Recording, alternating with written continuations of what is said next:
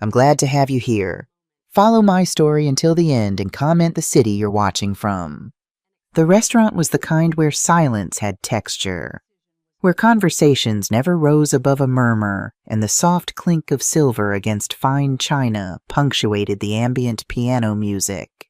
Crystal chandeliers cast a warm glow over tables draped in pristine white linen, and waiters moved with practiced efficiency, appearing only when needed.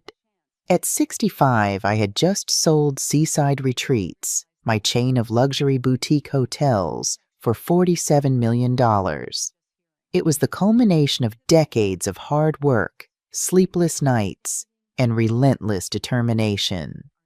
What had begun as a small beachside inn after my husband Gregory's death had grown into one of the most respected hotel chains on the East Coast.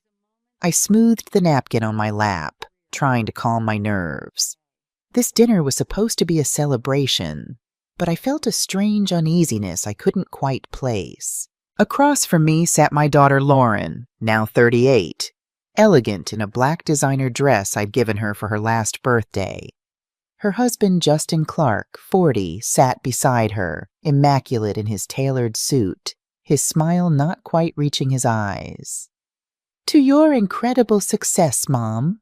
Lauren raised her champagne glass, the diamonds on her wrist catching the light as she did. $47 million. I still can't believe it.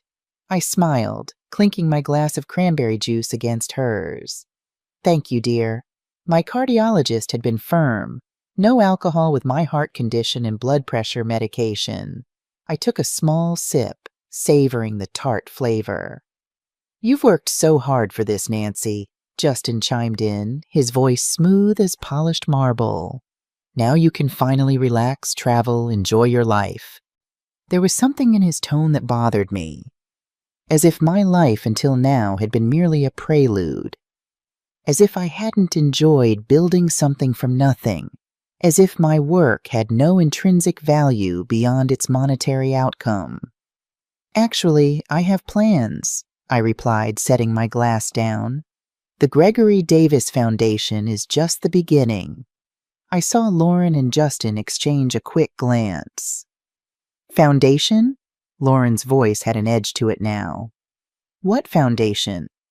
"I'm establishing a foundation in your father's name," I explained, warming to the topic. "For orphaned children. I'm allocating $30 million to start." Justin's champagne glass froze halfway to his lips. $30 million? He set the glass down with deliberate care. "That's quite generous, Nancy." "These children need more than just shelter," I continued, not missing the tightening around Lauren's eyes. "They need opportunities, education, a chance at life. Your father always wanted to help children who lost their parents young." Lauren's smile had vanished completely now. "But Mom, that's most of the money from the sale. What about, have you thought about your future, your security?" Before I could answer, my phone rang. I glanced at the screen. Rebecca Foster, my attorney and friend of 30 years. "I need to take this," I said, rising. "It's about the final details of the sale." I walked to the restaurant's quiet lobby, where the signal was stronger. "Rebecca," perfect timing. "Just checking if you told them about the foundation," she said without preamble. Rebecca had always been direct. It's why I trusted her with both my legal affairs and my friendship. "Just did. They're not taking it well." Rebecca sighed. "I warned you, Nancy. They've been spending money like water for years. Did you see Lauren's new car? The vacation house? They're drowning in debt." "You don't know that for certain," I protested, though the seed of doubt had been growing in my mind for months. "I hope I'm wrong," Rebecca replied, though her tone suggested otherwise. "Call me after dinner." When I returned to the table, Lauren and Justin were huddled in urgent conversation that stopped abruptly as I approached. "Everything okay?" I asked, settling back into my chair. "Of course, Mom." Lauren smiled, but it didn't reach her eyes. "Just discussing how proud we are of you." I reached for my cranberry juice and was about to take a sip when something caught my eye. A slight cloudy residue at the bottom of the glass that hadn't been there before. I paused, studying it. "Something wrong with your drink?" Justin asked, his tone casual, but his eyes watchful. "It tastes a bit too sweet," I lied, placing the glass back on the table untouched. "I think I'll order a fresh one." I signaled the waiter, a young black man with intelligent eyes who introduced himself as Marcus Johnson. I requested a new cranberry juice and watched as he removed the suspicious glass. The remainder of dinner passed in strained conversation. Lauren asked pointed questions about the foundation, how much control I would maintain, what the tax implications were, if I had considered other options for the money. Justin kept checking his watch, his earlier charm giving way to poorly concealed impatience. When we finally said our goodbyes on the sidewalk, Lauren hugged me tightly. "I love you, Mom," she whispered, and for a moment I almost believed her.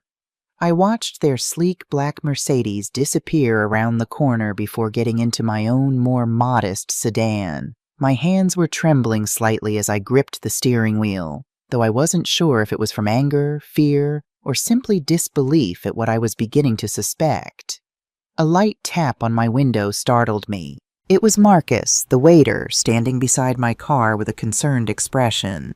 I rolled down the window. "Mrs. Davis?" His voice was low, glancing around as if to ensure no one else could hear. "I'm sorry to approach you like this, but there's something you need to know." My heart began to pound. "What is it, Marcus?" He hesitated, shifting his weight from one foot to the other. "When you stepped out to take that phone call, I saw something." He paused, swallowing hard. "I was serving the next table and had a clear view. Your daughter put something in your drink, a white powder from a small vial she took from her purse. Her husband was watching the room, like he was making sure no one noticed." Though I had already suspected something was wrong with my drink, hearing the confirmation sent ice through my veins. "Are you absolutely certain about this?" Marcus nodded firmly. "Yes, ma'am. I've been working in restaurants for 6 years while putting myself through graduate school in criminology. I notice details. It's what I'm trained to do. I couldn't just say nothing." "And did you tell anyone else?" "No, ma'am. I came straight to you." He reached into his pocket and pulled out a sealed plastic bag containing my juice glass. "I saved this instead of clearing it away. If you want to have it tested, well, the evidence is here." I stared at the bag, speechless. This young man, a stranger, had just potentially saved my life. "Why?" I finally managed. "Why would you do this for someone you don't know?" A shadow crossed his face. "My grandmother raised me after my parents died. 2 years ago, my uncle tried something similar to get her house. Some people see the elderly as obstacles to what they want." His gaze met mine directly. "But I see a person who deserves respect and protection." I took the bag with trembling hands. "Thank you, Marcus. I don't know how to repay you." "You don't need to, Mrs. Davis. Just be careful. People who do these kinds of things are dangerous." With one last concerned look, he turned and walked back toward the restaurant. I sat in my car for several minutes, clutching the plastic bag, feeling as if the world had collapsed around me. Tears streamed down my face, but they weren't tears of sadness. They were tears of cold, crystallizing fury, the kind that turns grief into purpose and betrayal into resolve. I wiped my face, took a deep breath, and called Rebecca. "You were right," I said when she answered. There was no need to elaborate. A long silence followed. When Rebecca finally spoke, her voice was steady but grim. "How bad?" "The worst. She tried to poison me, Rebecca. I have the evidence." Another pause. "Come to my office. Now." Rebecca's downtown office was quiet at this late hour, most of the staff having gone home long ago. Her corner office, with its panoramic view of the city skyline, was illuminated only by her desk lamp, casting long shadows across the polished hardwood floor. I placed the plastic bag containing the glass on her desk.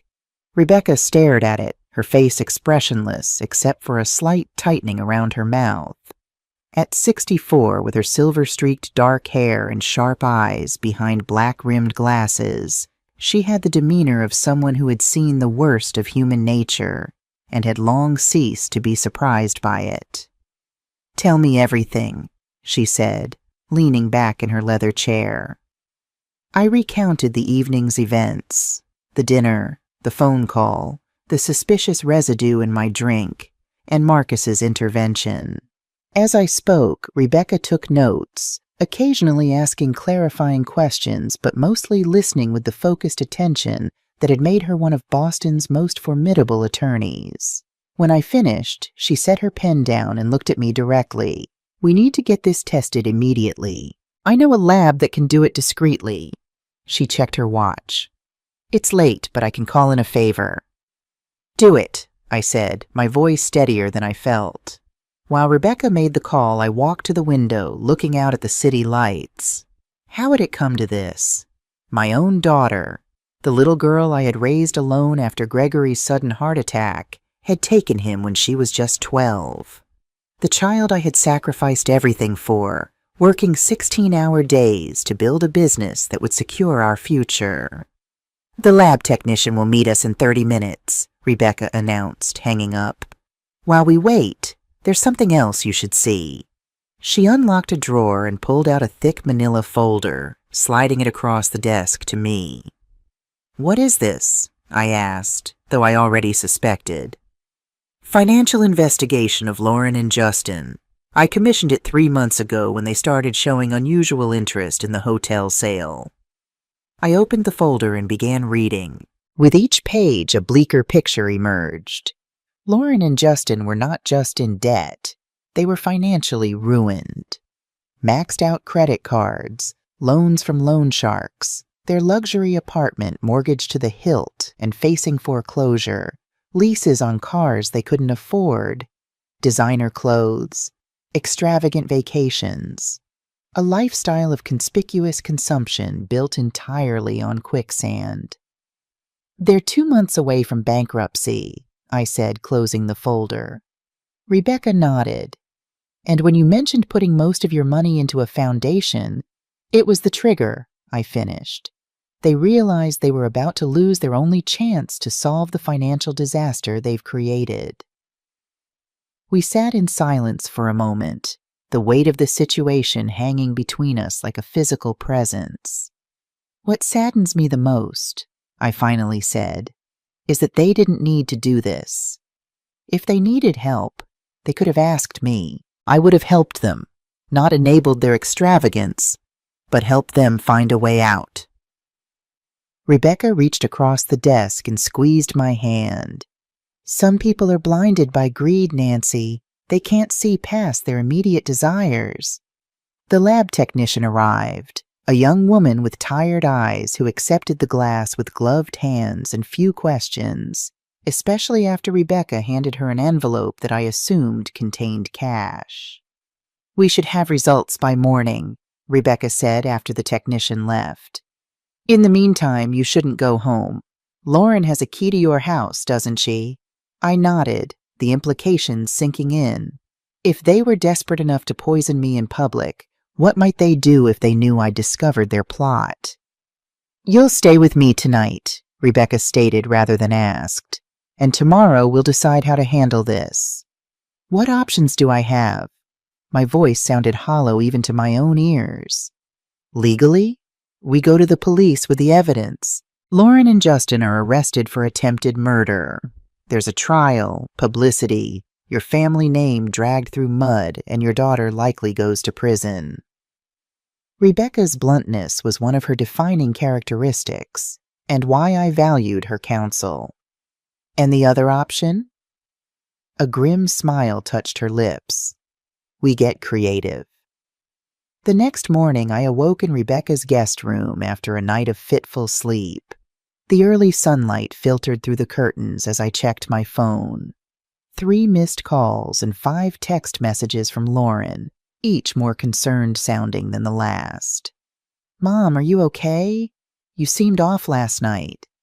"Just checking in. Call me when you wake up." "Mom, I'm getting worried." "Please call." "Rebecca says you're staying with her. Is everything all right? Can we meet today? Justin and I want to talk about the foundation. Maybe reconsider some aspects." The audacity was breathtaking. I set the phone aside without replying and walked to the kitchen, where Rebecca was already dressed for the day and sipping coffee while reviewing documents. "Lab results," she said without preamble, sliding a report across the counter to me.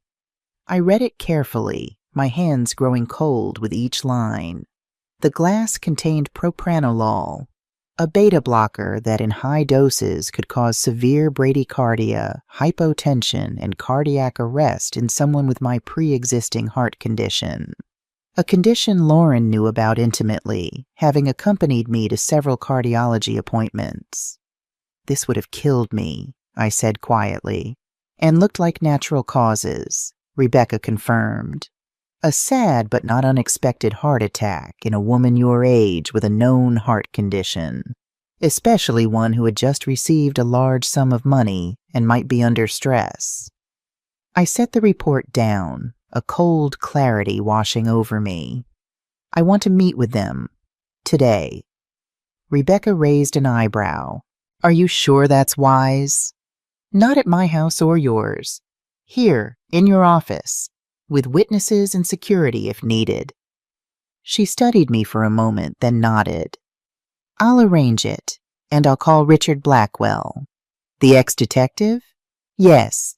He's been investigating Lauren and Justin more thoroughly. He should be here for this meeting." I spent the morning in Rebecca's home office, reviewing the foundation documents while she made arrangements.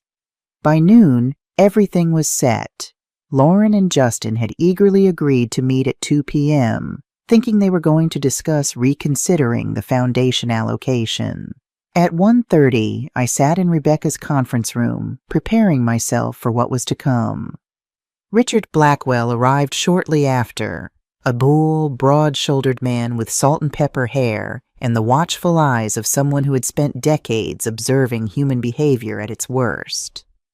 "Mrs. Davis," he greeted me with a firm handshake. "I wish we were meeting under better circumstances." "So do I, Mr. Blackwell. What have you found?" He opened his laptop and began presenting his findings. The picture was even worse than I had imagined. Not only were Lauren and Justin financially ruined, but there was evidence of Justin researching the effects of beta blockers on heart patients, Lauren using a fake name to purchase propranolol at a pharmacy across town, and both of them meeting with a loan shark known for his aggressive collection methods. "They owe this man over $800,000, Blackwell explained, showing me a surveillance photo. "He's not known for his patience." A knock at the door interrupted us. Rebecca's assistant announced that Lauren and Justin had arrived. "Show them in," Rebecca instructed, then turned to me. "Are you ready for this?" I straightened my shoulders, feeling a strange calm settle over me. "Yes." When Lauren and Justin entered the conference room, they faltered momentarily at the sight of Richard Blackwell. Lauren quickly recovered, rushing toward me with open arms.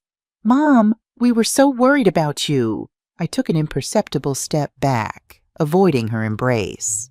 The brief flash of confusion in her eyes was quickly masked by concern. "Are you feeling all right? You seemed tired last night," she said, her voice syrupy with false solicitude. "Much better today," I replied evenly. It's amazing what surviving an attempted murder will do for one's clarity. The room went silent. Justin froze mid-motion as he was pulling out a chair. Lauren's smile remained fixed on her face, though all color drained from it. "What are you talking about?" She forced a laugh. "Mom, that's a terrible joke." "Please, sit down," Rebecca instructed, her voice leaving no room for argument. "We have a lot to discuss." They sat across from us, Lauren still maintaining her mask of confusion, Justin beginning to sweat visibly despite the room's cool temperature. I placed the toxicology report on the table and slid it toward them. Do you know what this is? Lauren glanced at it without touching it, while Justin stared straight ahead, his jaw clenched. It's an analysis of my cranberry juice from last night, I continued, my voice steady. Interesting findings. Propranolol in a dose high enough to cause cardiac arrest in someone with my heart condition. Quite the coincidence, isn't it? Mom, I don't understand what you're implying, Lauren said, her voice rising slightly. Are you saying someone tried to poison you? That's horrible. We should call the police. Marcus Johnson, I said simply. Who? Lauren's confusion seemed genuine, but I wasn't fooled. The waiter. He saw you put something in my drink while I was taking Rebecca's call. He saw Justin keeping watch to make sure no one was looking. The facade cracked. Justin's hand moved to cover Lauren's in what might have looked like a supportive gesture to an outside observer, but which I recognized as a warning. This is absurd. Justin spoke for the first time, his voice controlled but with an underlying tremor. You're accusing us based on what? The word of some waiter? A lab report that could have been falsified? Nancy, you're not thinking clearly. Rebecca smiled, a cold, humorless expression. That's why we have Mr. Blackwell here. He's eager to share what he's discovered about both of you. Blackwell opened his folder and began methodically presenting the evidence. Justin's internet searches about beta blockers, Lauren's purchase of propranolol under a false name, their mounting debts, the meetings with loan sharks, and the foreclosure notice on their apartment. With each revelation, Lauren seemed to physically shrink, while Justin's face hardened into a mask of barely contained rage. So this is your plan? Lauren finally burst out, her voice bitter. To humiliate us? To hold this over our heads forever? What do you want from us, Mom? The question hung in the air. What did I want? Revenge? Justice? Understanding? I want to know why, I said simply. How did my own daughter reach a point where killing me seemed like a reasonable solution? Lauren's eyes darted to Justin, then back to me. The calculation behind them was chilling, weighing options, measuring outcomes, looking for an escape route. You wouldn't understand, she finally said, her voice flat. Try me. She took a deep breath, and when she spoke again, her voice had changed. The pretense of affection was gone, replaced by a cold detachment that was somehow more frightening. You want to know why? Because you always cared more about your hotels, your precious business, your legacy than you cared about me. After Dad died, you buried yourself in work and left me to raise myself. And then you promised. You promised that one day it would all be mine, that I would finally have the life I deserve. Her words struck like physical blows. Was that what she truly believed? That my years of hard work, of sacrifice to provide for us both, had been some form of abandonment? And then you decide to give it all away to some strangers, she continued bitterly. $30 million to orphans who mean nothing to us, while Justin and I are about to lose everything. Lauren, I began, my voice unsteady. I worked so hard for us, to make sure you had opportunities I never had, so you would never worry about money the way I did growing up. And look where that got us, she replied with startling cruelty. You with your millions and me desperate enough to poison you to keep from losing everything. The rawness of the confession stunned everyone into silence. Justin stared at her in horror. Lauren, shut up, he hissed. You're confessing to a crime. She laughed, a hollow, lifeless sound. What difference does it make now? She knows. They all know. I looked at my daughter, this stranger wearing the face of the little girl who had once held my hand crossing the street, who had cried on my shoulder after her first heartbreak, who had promised to always be there for me, just as I had been for her. And I made my decision. "You have two options," I said, my voice steadier than I expected. "First option, Rebecca calls the police right now. You're arrested for attempted murder. With the evidence we have, a conviction is practically guaranteed. You'll spend years in prison." Lauren stared at the table, while Justin looked as if he might vomit. "Second option," I continued, "you sign the documents Rebecca has prepared. You confess everything in writing. The document will be secured in a safe deposit box. If anything happens to me, anything at all, natural or otherwise, it will be immediately handed over to the authorities." "And in return?" Justin asked, his voice barely audible. "In return, you disappear from my life forever. No contact, no attempts at reconciliation, no asking for money. You take what you have and leave the country. You start a new life far away from me." Rebecca placed a thick document on the table. It detailed their confession and bound them to never contact me again under penalty of the confession's release. "And the money?" Lauren asked, finally meeting my eyes. Even now, cornered and exposed, all she thought about was money. "I'll pay off your debts," I replied, feeling a deep sadness settle over me. "On the condition that you never return. The rest goes to the Gregory Davis Foundation as planned." A heavy silence fell over the room. Finally, Lauren reached for the pen. "We have no choice," she muttered to Justin. "It's this or prison." As they signed the documents one by one, I felt an emptiness expanding inside me. This was the end. There would be no reconciliation, no forgiveness, only the end of a family I had spent my entire life trying to protect and nurture. "Mr. Blackwell will accompany you to your apartment to collect essential belongings," Rebecca informed them when they finished.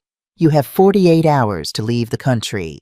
If you don't comply with this deadline, the police will be notified immediately."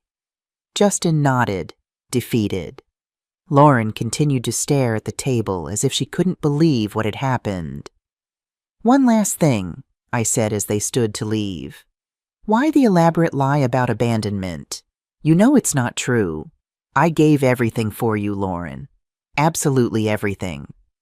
She finally looked up, and I saw something I had never noticed before. A deep emptiness, as if something essential was missing inside her. "Because it was easier," she answered with terrifying honesty. "Easier than working, than saving, than building something from scratch like you did. Easier than admitting we had ruined our finances. Easier than accepting our lifestyle was a lie." Her words hung in the air like poison. No love, no hate, just a cold, calculating convenience that made me feel as if I was looking at a stranger. "Goodbye, Lauren," I sadly said, each word feeling like a heavy stone. "I hope you find what you're looking for." She didn't reply. She simply followed Justin and Richard Blackwell out of the room without looking back. The door closed with a soft click, and suddenly I realized my daughter was gone. Not physically, but the person I had loved, the one I had raised, no longer existed. Maybe she never had. Rebecca and I sat in silence for several minutes. She finally took my hand. "Are you okay?" I shook my head, unable to speak. The tears I had held back throughout the meeting finally came, a silent stream running down my face. "I'll take you home," she said gently. On the drive, looking out the car window, I saw families walking on the sidewalks. Mothers holding the hands of small children, teenagers arguing with their parents. Common everyday scenes that now seemed to belong to a world to which I no longer had access. 2 weeks passed. Richard Blackwell confirmed that Lauren and Justin had left the country for Portugal, using what little money they had left. I settled into a quiet routine, walking on the beach near my house in the morning, working on the details of the Gregory Davis Foundation in the afternoon, and sitting on the balcony with a cup of tea in the evening, watching the sea and trying to understand how I had gotten to this point. The promise to pay their debts was kept, not out of generosity, but because I didn't want loan sharks looking for them and eventually coming to me. It cost $2.1 million to clear everything, a staggering amount that highlighted the extent of their financial recklessness. My house felt too large, too empty. Every corner held memories of Lauren growing up. Her first steps in the living room, homework at the kitchen table, teenage arguments that echoed down the hallway. I considered selling it, but couldn't bring myself to make the call. It wasn't just a house. It was the physical embodiment of our family history, flawed as it was. One evening, as darkness settled over the ocean, Rebecca showed up unannounced. She carried a folder under her arm and a determined expression on her face. "Enough moping," she declared, placing the folder on the patio table. "It's time to start living again." I looked at her, surprised by her direct approach. "What's this?" "Key projects," she replied, opening the folder. "Projects for the Gregory Davis Foundation. Things you can do now, people you can help, lives you can change." Inside were detailed proposals: a shelter for orphaned children, a scholarship program for young people from underserved communities, a vocational training center for vulnerable populations. "Why are you showing me this now?" I asked, leafing through the pages. Rebecca sat down next to me, her gaze direct and frank as ever. "Because you're drowning in sadness and guilt. You're wondering where you went wrong, what you could have done differently." She paused, ensuring she had my full attention. "But the truth, Nancy, is that some people just make bad choices. No matter how well they're raised, how loved they are, they choose the wrong path." I remained silent, absorbing her words. "Lauren made her choice," she continued. "Now it's time for you to make yours. You can hide here mourning what you've lost, or you can transform that pain into something positive. You can honor Gregory's memory not just with his name on a foundation, but with actions he would have been proud of." I looked at the projects spread before me. Each represented an opportunity to do something meaningful, to perhaps fill the void that Lauren had left. "I don't know if I have the strength for that," I admitted.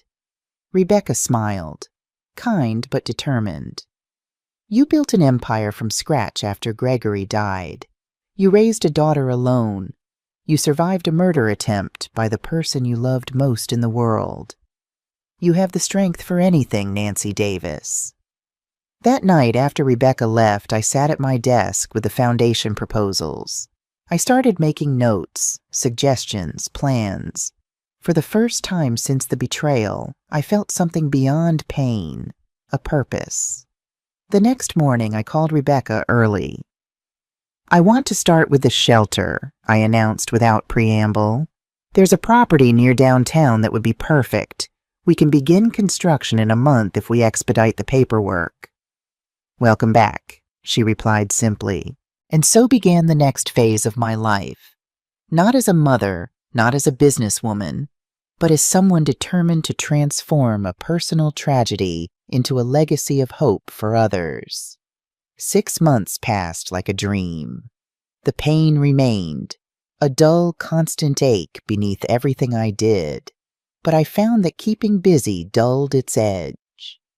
The Gregory Davis Foundation had moved from concept to reality with remarkable speed, thanks to Rebecca's legal expertise and my newfound determination. The first project, the Gregory Davis Children's Home, was already under construction on a beautiful property just 10 minutes from downtown. The 2-acre lot featured mature oak trees and a natural slope that the architects had incorporated brilliantly into the design. Where once stood an abandoned community center, walls were now rising for what would become a home for 50 orphaned children. On this crisp autumn morning, I stood at the construction site, hard hat in place, watching workers pour concrete for the foundation.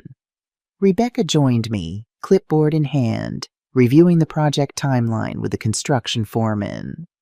We're ahead of schedule, the foreman, a burly man named Frank, announced with pride. If the weather holds, we'll have the roof on before winter. Excellent, Rebecca replied, making a note. And the special modifications for the central courtyard? All taken care of. We preserved the yellow oak tree just like Mrs. Davis requested. The whole building wraps around it now. I nodded in approval. The oak reminded me of one Gregory and I had planted in our first home when Lauren was just a baby. Small choices like this kept his memory alive in ways that felt deeply personal. After the site visit, Rebecca and I drove to a small cafe for lunch. The familiar routine was comforting.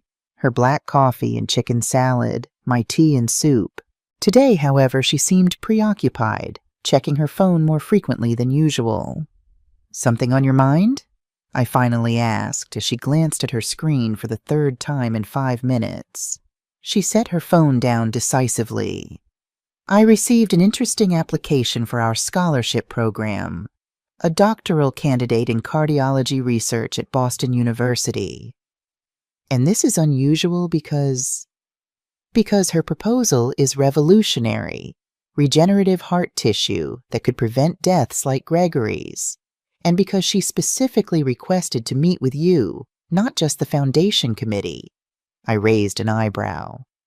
That's presumptuous. Perhaps. Rebecca sipped her coffee thoughtfully.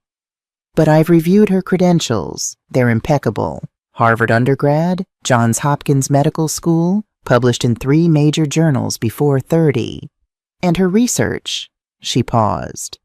Nancy, it could save thousands of lives annually. Many applicants have impressive backgrounds, I countered, stirring my tea absently. True, but there's something about this one. Her name is Olivia Carter. I think you should meet her. I studied Rebecca's face. We'd been friends long enough for me to recognize when she wasn't telling me everything. Why are you pushing this? She met my gaze directly. Because you need more than just buildings and committees, Nancy. You need personal connection to the work. This project, it's exactly what Gregory would have championed. I sighed, knowing she was right.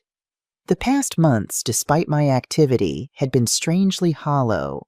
I'd thrown myself into foundation business with mechanical efficiency, but rarely felt the emotional connection I'd hoped for. Fine. Set up the meeting. Rebecca's smile was oddly satisfied. Already did. Tomorrow at 2 p.m. at her lab. I told her you'd be there to evaluate her work personally. Presumptuous of you, too, I retorted, but without heat. It's why you keep me around.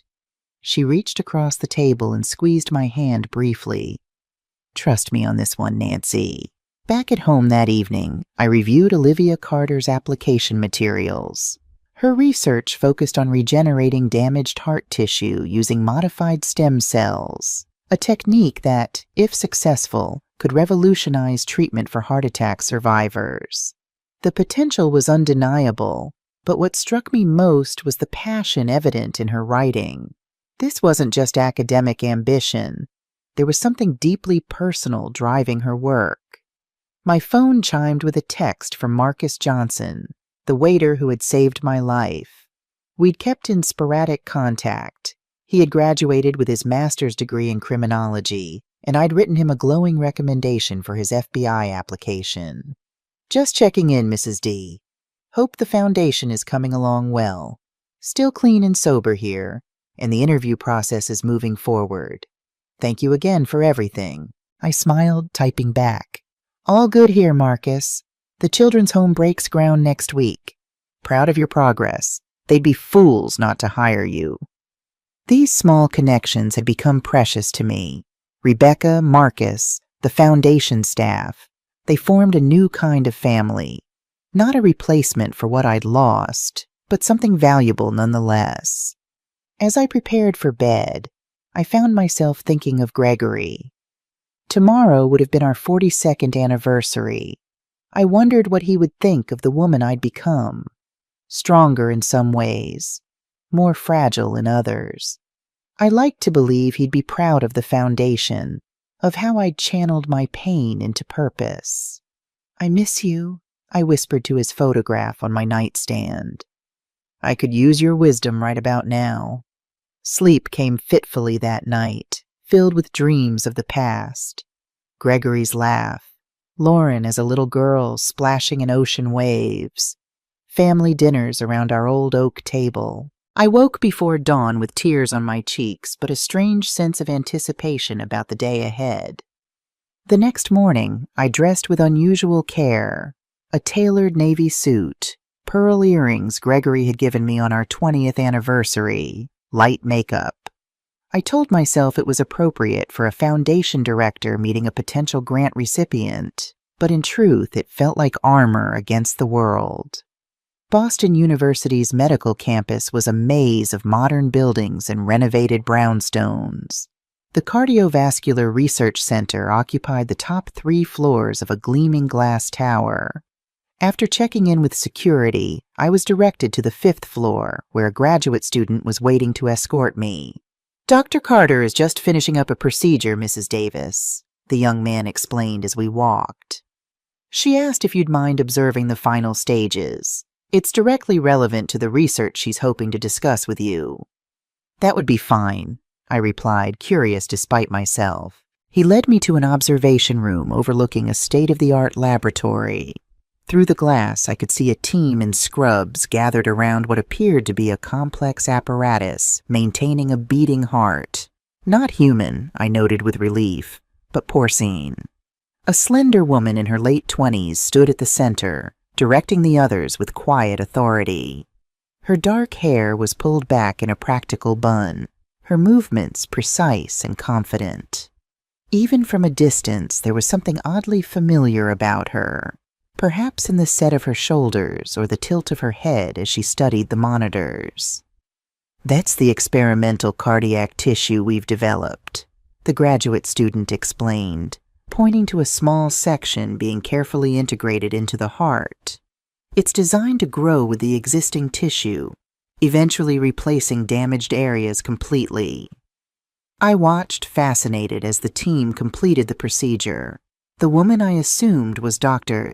Carter stepped back, checked the monitors, and nodded with satisfaction. She said something to her team that made them laugh, then removed her mask and looked up directly at the observation window. Our eyes met, and I felt an inexplicable jolt of recognition, though I was certain we'd never met before. She said something to her team, then headed for the door. Minutes later, she entered the observation room, hand extended. "Mrs. Davis, thank you so much for coming. I'm Olivia Carter." Her voice was warm, her handshake firm. "I hope the demonstration wasn't too graphic." "Not at all. It was fascinating," I replied honestly. Up close, the sense of familiarity intensified. There was something in her smile, in the way her eyes crinkled at the corners. It reminded me of someone, though I couldn't place who. "Would you like a tour of the lab before we discuss the proposal?" she offered. "I'd like that very much." For the next hour, Olivia guided me through the research facility, explaining their work with a passion that was infectious. She had a gift for making complex scientific concepts accessible without oversimplification, and I found myself increasingly impressed not just with her intellect, but with her evident dedication. "This is the heart of our project," she said, leading me to an area separated by glass partitions. Inside, several researchers worked with microscopes and equipment I didn't recognize. On a central table, a device pulsed gently, simulating the beat of a human heart. "We're developing an artificial heart tissue that can be integrated into damaged muscle," she explained. "Using the patient's own stem cells, we eliminate the risk of rejection and accelerate the recovery process." "And how close are you to human trials?" I asked. "That's exactly why I'm applying for your foundation's grant," she replied. "With adequate funding, we could begin preliminary clinical trials within a year." By the time we reached her small office for coffee, my initial skepticism had given way to genuine interest. This was innovative work with enormous potential impact. "How much would you need for the next phase?" I asked as we settled into chairs. She hesitated, biting her lower lip, a gesture that again struck me as oddly familiar. $600,000 for the next year. That would allow us to hire 2 more researchers and acquire essential equipment for preliminary clinical trials. It was a substantial sum, but well within the Foundation's capabilities. Why hasn't the National Institutes of Health funded this? They have partially, but the process is competitive and slow. We're racing against time. Every day of delay means more lives lost to heart disease. I nodded, understanding the urgency. Gregory had died within minutes of his heart attack. The doctors said there was nothing that could have been done. But research like Olivia's could change that equation for future patients. Throughout our conversation, the nagging sense of recognition persisted. Finally, I had to ask, Dr. Carter, I hope you don't find this strange, but you seem familiar to me. Have we met before? She set down her coffee cup slowly, her expression becoming serious. Not exactly, Mrs. Davis, but I believe we have a connection. She paused, seeming to gather her thoughts. How much has Rebecca told you about me? Just your professional credentials, I replied, suddenly wary. Why do you ask? Olivia took a deep breath. Because Rebecca knows something I asked her not to share until we'd met. I wanted you to see my work first, to judge it on its own merits before complications arose. What complications? My voice had sharpened without my intending it. Instead of answering directly, Olivia opened her desk drawer and removed a framed photograph, which she passed to me silently. It showed an older couple, a tall, gray-haired man with an arm around a plump, kind-faced woman. They stood on the porch of a modest suburban home, smiling widely at the camera. My parents, Olivia said softly.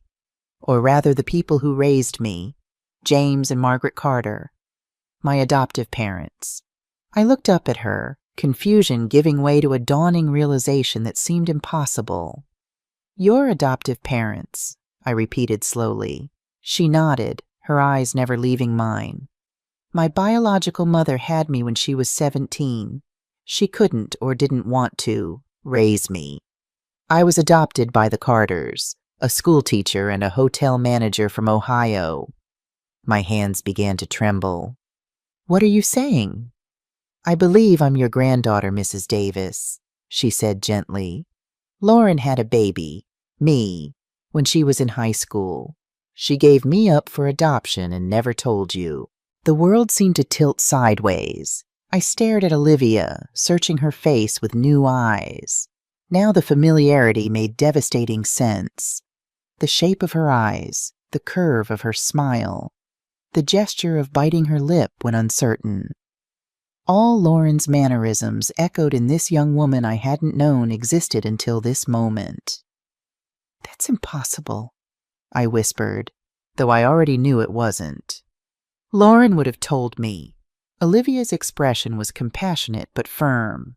I have documentation, Mrs. Davis. Birth records, adoption papers, DNA confirmation if you want it. My mind raced backward through time. When Lauren was 17, she had gone to stay with my sister in Connecticut for 4 months, supposedly for an academic program at a prestigious high school.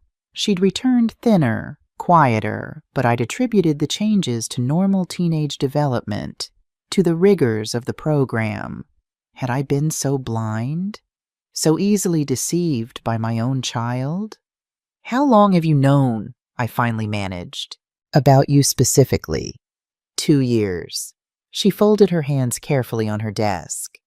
My adoptive parents were always honest about my adoption. When I turned 25, they gave me the documents they had. Not much, just a name. Lauren Davis from Boston. I didn't search for her immediately. I had a good life. Wonderful parents. I didn't feel a void that needed filling. Then why look at all? My voice sounded distant to my own ears.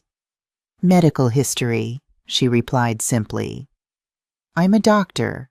I know how important genetic predispositions can be. Heart disease, cancer, diabetes, these things run in families. The irony was staggering. Gregory had died of a heart attack, and here was his granddaughter, a cardiologist developing treatments that might have saved him. When I found Lauren's name, it led me to you, Olivia continued. I learned about seaside retreats, about the foundation you were establishing. I was watching from afar, trying to decide whether to make contact. A horrible thought struck me. Did you know about what happened? With Lauren? Olivia nodded slowly. Rebecca told me yes. After we became acquainted through the Foundation Scholarship Program.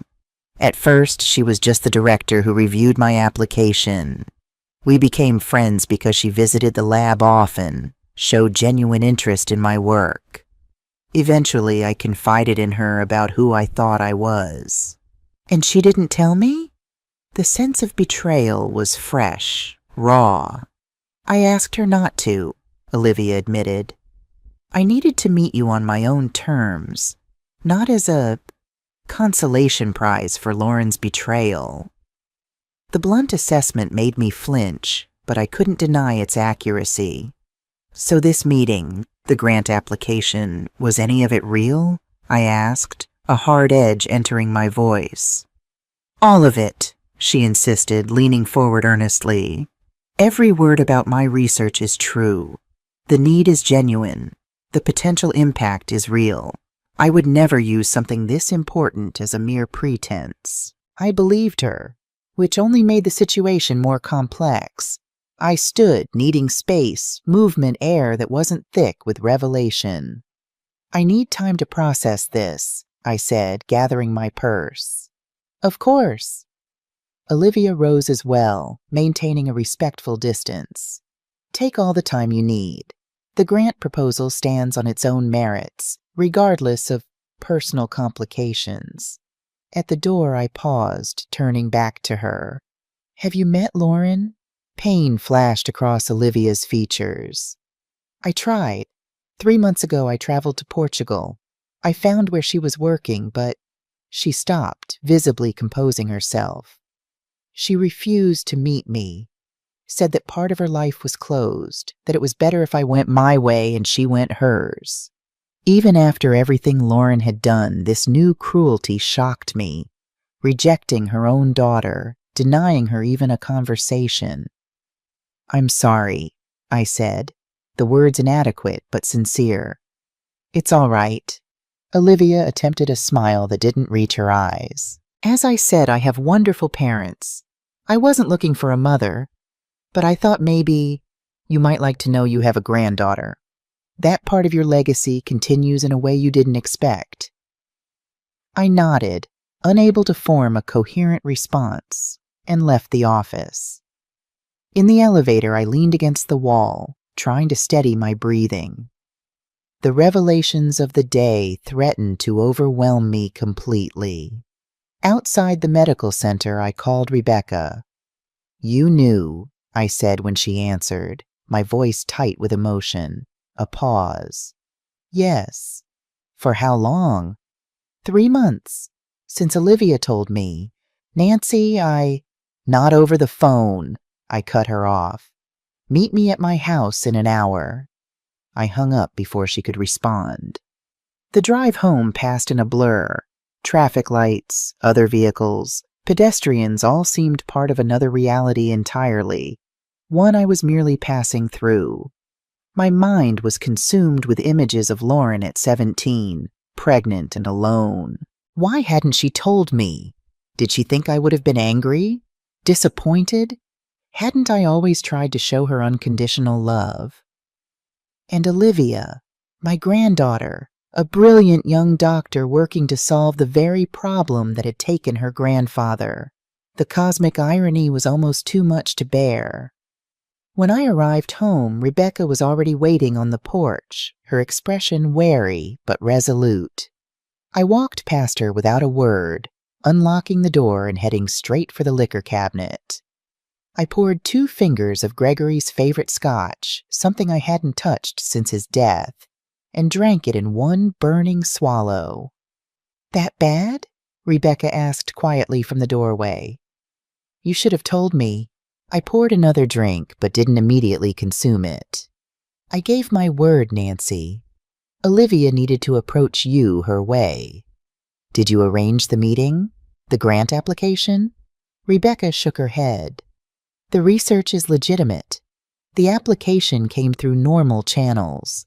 I recognized her name from previous publications, but I didn't know who she was until after we'd already met several times to discuss the Foundation's priorities. When she told me, I was as shocked as you are."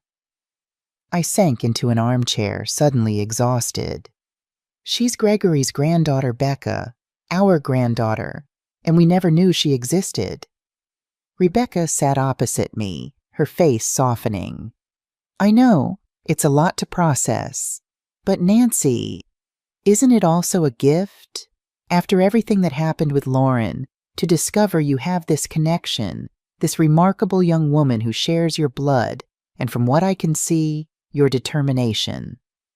"Lauren rejected her," I said, the pain of it fresh. "Her own daughter. Turned her away without even a conversation." "That's Lauren's loss," Rebecca replied firmly. "It doesn't have to be yours." I stared into the amber liquid in my glass, seeing reflections of the past and glimpses of a future I'd never imagined. "I don't know what to do with this information." "You don't have to decide anything today. Take time. Get to know Olivia, or don't. The choice is yours." I set the untouched drink aside. "The research is sound? The grant application legitimate?" "Absolutely. Her work could save thousands of lives." "Then approve it," I said decisively. "Whatever else happens, the research deserves support." Rebecca nodded, relief visible in her expression. "I'll handle the paperwork. And Nancy, for what it's worth, I think Olivia is someone worth knowing, not as a replacement for Lauren, but as herself." After Rebecca left, I spent hours going through old photo albums, pictures of Lauren as a baby, a child, a teenager. I scrutinized the photos from around the time she would have been pregnant, looking for signs I'd missed.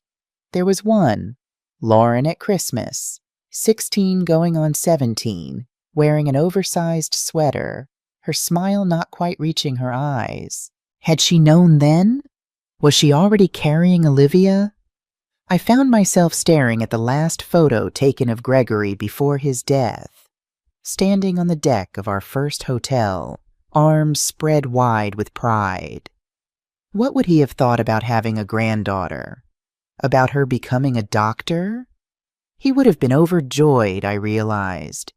Regardless of the circumstances, Gregory would have embraced Olivia wholeheartedly. That night I dreamt of 3 generations of women, myself, Lauren, and Olivia, standing on a beach. In the dream, Lauren turned and walked away into the ocean, while Olivia remained, her hand tentatively reaching for mine. I woke at dawn with a decision made. The following week passed in a whirlwind of Foundation business. I deliberately immersed myself in work, needing time to process everything I'd learned. Rebecca, to her credit, gave me space, handling the approval of Olivia's grant without pressuring me about personal contact. By Friday, I'd reached a decision. I called Olivia's lab and left a message asking if she would be willing to have dinner at my home on Saturday evening. She returned the call within the hour, accepting with a warmth that both reassured and terrified me. I spent Saturday morning in an uncharacteristic frenzy of preparation, cleaning, grocery shopping, menu planning. I settled on making Gregory's favorite pasta primavera, then questioned the choice. Was it too presumptuous to share family recipes already? Too intimate? In the end, I kept the menu, reasoning that food had always been Gregory's way of connecting with people, and perhaps that tradition should continue. At precisely 7, the doorbell rang. Olivia stood on the porch holding a small bouquet of daisies and a bottle of wine. She'd changed from her lab attire into a simple blue dress, her hair loose around her shoulders. The resemblance to a younger Lauren was even more pronounced, though Olivia's expression held none of Lauren's calculation or brittleness. "Thank you for inviting me," she said, holding out the flowers. "These reminded me of the ones growing outside your foundation offices." "They're lovely," I replied, accepting both gifts and stepping aside to let her enter. "Please come in." The initial awkwardness dissipated as we worked together in the kitchen. Olivia insisted on helping, chopping vegetables with the practiced efficiency of someone accustomed to precision work. Our conversation flowed more easily than I'd expected, focusing initially on neutral topics: her research, the children's home construction, Boston's unseasonably warm autumn. "You're comfortable in the kitchen," I observed as she expertly minced garlic. "Mom taught me from childhood," she replied with a fond smile. "She says doctors need to know how to eat well. They can't survive on hospital cafeteria food." The casual reference to her adoptive mother sent a twinge through me, part jealousy, part gratitude that she'd been raised with love. "Your grandfather loved to cook," I found myself saying. "Gregory said it was his therapy after a long day. His pasta sauce was legendary in our neighborhood." Olivia's eyes brightened with interest. "I have a weakness for pasta, too. My specialty is lasagna." "Must run in the family," I said without thinking, then froze, uncertain how she would take the acknowledgement of our connection. But Olivia just smiled, a genuine expression that transformed her face. "I'd like to think so." Over dinner, our conversation gradually deepened. Olivia shared stories about her childhood in suburban Cleveland, her father's dedication to the small hotel he managed, her mother's patient guidance as an elementary school teacher, her own early fascination with medicine. "Dad used to bring home the little soaps from the hotel for my bath," she recalled, laughing. "I had the cleanest dolls in the neighborhood. In return, I found myself sharing memories of Gregory, of building our business together, even carefully edited stories of Lauren's early years." The name hung between us, unavoidable but approached with caution. Finally, as we lingered over coffee and apple tart, Olivia asked the question I'd been dreading. "What was she like? As a child, I mean." I took a deep breath, searching for honest words that wouldn't deepen wounds. "She was vibrant, full of energy and curiosity. She loved adventure, always wanting to explore, discover new places. She wasn't academically inclined, but she made up for it with creativity. She drew beautifully. For a while, we thought she might pursue art professionally." "What changed?" The question was gentle but direct. It was the same question I had asked myself countless times since the betrayal. "I don't know for certain," I admitted. "After Gregory died, something shifted in her. She became more reserved, more calculating. In her teenage years, she grew increasingly concerned with status, with appearances, with what others thought. She always wanted the best, the most expensive, the most exclusive. I thought it was a phase she would outgrow." Olivia nodded thoughtfully. "When I met her in Portugal, even in that brief encounter, I noticed something strange about her. A coldness, a distance, as if she were constantly evaluating, measuring. Do you think I could have prevented it?" The question slipped out before I could stop it. That I did something wrong in raising her? Olivia reached across the table, placing her hand on mine. Her touch was warm, steady. "As a doctor, I've learned there are factors beyond our control. Genetic predispositions, brain chemistry, formative experiences that seem insignificant but profoundly shape personality. I don't think you could have predicted or prevented the path she chose." She paused, organizing her thoughts. "Look at me. I have the same genetic material as Lauren, but I was raised by different people in a different environment, and I became a completely different person. That tells me it's not just nurture or just nature. It's a complex combination of factors, many beyond a parent's control. Her words brought an unexpected relief. For months I had carried the weight of guilt, questioning every decision I'd made as a mother. Hearing Olivia, a doctor, a scientist, but also Lauren's daughter, say that perhaps it wasn't my fault loosened a knot in my chest I hadn't realized was there. "Thank you for that," I whispered. "I'm not just saying what you want to hear," she insisted. "It's what I truly believe." After dinner, we moved to the living room where I brought out the family photo albums. Together, we turned pages that documented the history of the Davis family. My wedding to Gregory, Lauren's childhood, beach vacations, graduations, birthdays. Olivia absorbed everything with insatiable curiosity, asking questions, laughing at the stories behind each image. "This is me at about your age," I said, pointing to a photo of myself at 27, standing proudly in front of our first hotel. "The resemblance is remarkable," she observed. "Same eyes, same facial structure." We finally reached the most recent photos, Lauren and Justin at their wedding 3 years earlier. "He seems unpleasant," Olivia commented, studying Justin's image. "He could be charming when he wanted to be," I explained, "but there was always something about him that made me uncomfortable, a falseness he couldn't quite disguise." "And now they're separated," she murmured. "She's alone in Portugal." I detected concern in her voice. "You still care about her even after she rejected you?" Olivia shrugged, a gesture of vulnerability. "It's strange, isn't it? I never really knew her. She's biologically my mother, but she's a complete stranger. Still, I can't help wondering about her, worrying about her." "It's your heart," I said softly, reaching out to touch her cheek. "Too generous for your own good, perhaps." She smiled, though sadness lingered in her eyes. "Maybe, but that doesn't mean I'll try again. She made it clear she doesn't want me in her life. I respect her choice."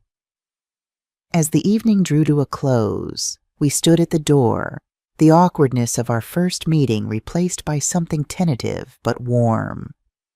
"Thank you for dinner," Olivia said, "and for the stories, the photos, for sharing your family with me." "Our family," I corrected gently. "If you want it to be." Her eyes brightened with unshed tears. "I'd like that very much." "Then perhaps we could do this again next week? There's a new exhibit at the Museum of Fine Arts I've been meaning to see." "I'd love that." She hesitated, then stepped forward and hugged me briefly. "Good night, Grandma." The word sent a jolt through me, surprise mingled with a fierce, unexpected joy. After Olivia left, I sat on the porch swing, watching stars appear in the darkening sky. The evening had been more healing than I could have anticipated. There was no replacing Lauren or erasing the pain of her betrayal. But in Olivia, I had found something unexpected. A second chance at family, at connection. And for the first time since that terrible dinner 6 months ago, I felt something like hope. The next month brought a remarkable shift in my life. Olivia and I settled into a comfortable routine of weekly dinners and occasional outings. Each meeting revealed new connections. She had Gregory's analytical mind, my determination, and a compassion that was entirely her own. I learned about her life in careful layers, her childhood in Cleveland, college years at Harvard where she'd worked nights in a campus coffee shop to supplement her scholarship, the challenges and triumphs of medical school at Johns Hopkins. She spoke of her adoptive parents with such love that any lingering jealousy I might have felt was replaced by profound gratitude. "Would you like to meet them?" she asked one evening as we walked along the harbor. "My parents, I mean. They've been asking about you." The question caught me off guard. "They want to meet me?" "Of course." Olivia's smile was reassuring. "They've always been incredibly supportive of my connection to my biological family. Mom says family is where you find love, not just where you share blood. And the more love in life, the better. They sound like remarkable people, I said, meaning it. They are, and they're coming to Boston next weekend for the medical school alumni gala. I thought perhaps a lunch at my apartment? Nothing formal, just a chance to meet. The prospect was both appealing and terrifying. What if they don't like me? What if they think I'm trying to, insert myself where I don't belong? Olivia laughed, a genuine sound of amusement, not mockery. Grandma, they're the least territorial people I know. Mom has been asking to meet you since I first told them we'd connected. The casual use of Grandma still gave me a small thrill each time. Then I'd be honored to meet them, I replied. The following Saturday found me at Olivia's Cambridge apartment, a charming if small one-bedroom near the medical campus. I'd arrived early at her request to help with lunch preparations, but I suspected she also wanted to give me time to settle my nerves before her parents arrived. Dad's already called twice to check the address, she said, laughing as she chopped herbs for a salad. He's terrible with GPS, and Mom refuses to use smartphones on principle. What principle is that? I asked, arranging cheese on a platter. That technology is making us less present with each other. She's not wrong, but it makes coordination challenging sometimes. A knock at the door sent a flutter of anxiety through me. Olivia squeezed my hand briefly before going to answer it. James and Margaret Carter were exactly as they'd appeared in the photograph, though more animated in person. James was tall and lean, with kind eyes and a firm handshake. Margaret was shorter, plump, with a warm smile that immediately put me at ease. "Nancy," she said, bypassing my extended hand to envelop me in a hug. "What a blessing to finally meet you." Her genuine warmth dissolved my anxiety. James shook my hand with proper respect, his eyes taking in the apartment with professional assessment. "A pleasure, Mrs. Davis. Olivia has told us so much about you and your foundation." Lunch was a revelation. James, it turned out, had managed the Grand Sierra Hotel in Cleveland for 35 years, working his way up from desk clerk to general manager. We found immediate common ground discussing the hospitality industry. "Nothing like your chain, of course," he said modestly, "but we prided ourselves on personal service. Guests came back year after year, asking for specific rooms, specific staff." "That's the true mark of a good hotel," I agreed. "Not the thread count or the amenities, but whether guests feel genuinely welcomed." Margaret, meanwhile, charmed me with stories of Olivia's childhood, science fair projects that took over the garage, a backyard hospital for neighborhood pets and toys, the determination that had marked her from an early age.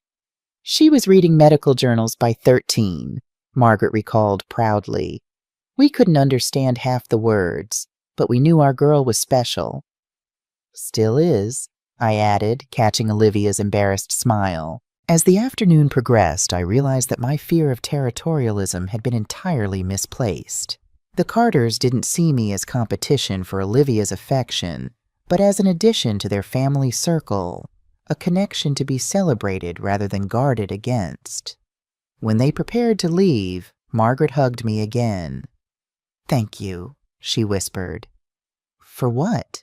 I asked, puzzled. "For giving us our daughter," she replied simply, "and for being here for her now. Some women in your position might resent us, might try to claim her completely, but you're not that kind of person. Olivia was right about you." Her words touched me deeply. "I'm the one who should be thanking you. You raised an extraordinary young woman when I paused, emotion threatening to overwhelm me. "When I didn't even know she existed." "God has his ways," Margaret said, patting my arm. "Not always the ways we choose, but here we are anyway, all connected now." After they left, Olivia and I cleaned up in companionable silence. Finally she spoke. "That went well, I think." Your parents are wonderful people, I replied sincerely. I see where you get your compassion, your groundedness. She smiled, pleased by the observation. They'd like you to come for Thanksgiving, if you're willing. It's a big affair at our house. Aunts, uncles, cousins, neighbors without family nearby. Dad makes 3 different kinds of pie. The invitation caught me off guard. Since the estrangement from Lauren, I'd planned to spend the holiday alone, perhaps volunteering at a community dinner. I wouldn't want to impose on your family tradition, I began. Olivia took my hands in hers, her expression earnest. You're part of that family now if you want to be. Not to replace anyone or change what came before, but to add to it. That's how the Carters work. We expand. We include. We? I asked, noting her identification with her adoptive family. Yes, we. They're my parents in all the ways that matter most. She paused, measuring her words. That doesn't mean there isn't room in my life for you, for this connection we're building. Family isn't a zero-sum game. I thought of the lonely holiday stretching before me, contrasted with the warm chaos she described. Then I accept, with gratitude. Later that evening, as I prepared for bed, I found myself reflecting on the day's revelations. The Carters had shown me a model of family I'd never experienced, one built on generosity rather than possession, on abundance rather than scarcity. It was a stark contrast to what Lauren and Justin had become, people so afraid of losing what they had that they were willing to destroy others to keep it. The Carters, despite their modest means, embodied a richness of spirit that no amount of money could buy. For the first time, I wondered if perhaps Lauren's betrayal, painful as it was, had broken something that needed breaking. A narrow definition of family that had kept me from seeing broader possibilities. Without that rupture, I might never have discovered Olivia, never met the Carters, never understood that family could be chosen as well as born. It wasn't a consolation for what I'd lost. Nothing could fully heal that wound. But it was a gift nonetheless, one I was increasingly grateful to receive. 1 year after discovering Lauren's betrayal, I stood on the grounds of the Gregory Davis Children's Home, watching as workers installed the sign above the main entrance. The morning sun glinted off the polished brass letters, making them shine like a promise kept. The transformation of the property was remarkable. What had once been an abandoned community center was now a warm, welcoming facility designed to house 50 children. The 2-story main building wrapped around a central courtyard where the preserved yellow oak tree stood proud and tall, its branches stretching protectively over benches and play areas. It's even more beautiful than the renderings, Rebecca said, joining me on the flagstone path. She handed me a clipboard with the final inspection checklist. The county inspector signed off this morning. We can welcome the first children next week. I studied the building with satisfaction. Every detail had been carefully considered. Bedrooms designed to feel personal rather than institutional. Study spaces filled with natural light. A library stocked with books for all ages. A dining hall that felt like a family kitchen writ large. Gregory would have loved this, I said softly. Rebecca squeezed my shoulder. He sees it, Nancy. I believe that. Inside, staff members were preparing for the home's opening, setting up bedrooms, stocking kitchen pantries, hanging artwork created by local school children. The atmosphere was one of anticipation and purpose. Melissa Jenkins, the home's newly hired director, greeted us in the main hall. A former social worker with 20 years of experience, she radiated calm competence. Mrs. Davis, we just received confirmation from Family Services. The first group, 12 children ranging from 5 to 14, will arrive next Tuesday. Her eyes shone with excitement. Some of these kids have never had their own beds before. The thought caught in my throat. I had grown up with little, but always had the basics. The idea of children without even that minimal security reinforced the importance of what we'd built here. Make sure there's a stuffed animal on each bed, I instructed, and perhaps art supplies in the activity room, something they can use right away. Already arranged, Melissa assured me. And each child will have a welcome basket with essentials and a few small comforts. Rebecca checked her watch. Nancy, we should head to the lab. Olivia's presentation starts in an hour.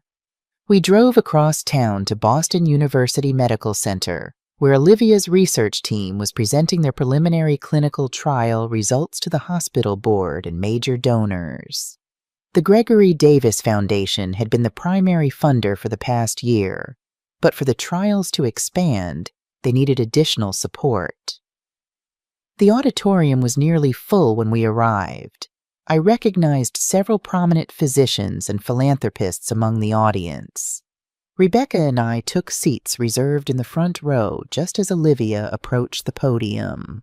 At 29, my granddaughter commanded the room with quiet authority. Dressed in a tailored navy suit, her dark hair pulled back in a professional bun, she looked both scholarly and approachable. I felt a surge of pride watching her prepare her presentation. "Good morning," she began, her voice clear and confident. "Thank you for joining us today. I'm Dr. Olivia Carter, lead researcher on the Cardiac Regeneration Project. Over the past year, our team has been developing and testing a revolutionary approach to treating damaged heart tissue using modified stem cells." For the next 30 minutes, she detailed their progress, technical enough to satisfy the medical professionals, but accessible enough that even I could follow the essential points. The results were promising. In the initial trial with 12 patients suffering from moderate heart damage, 11 showed significant improvement in cardiac function after receiving the experimental treatment. "We're not just talking about managing symptoms," Olivia emphasized, her passion evident. "We're talking about actual regeneration of damaged tissue. In essence, we're helping hearts heal themselves." She concluded by outlining the next phase, an expanded trial with 100 patients across 3 hospitals, and the funding required to make it happen. The applause was enthusiastic. During the reception afterward, I watched as Olivia fielded questions from potential donors with grace and precision.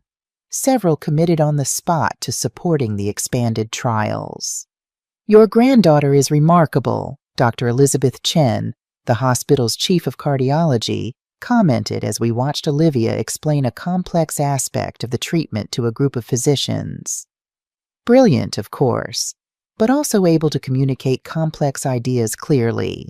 That's rare in someone so young. "Yes, she is," I agreed, not bothering to hide my pride.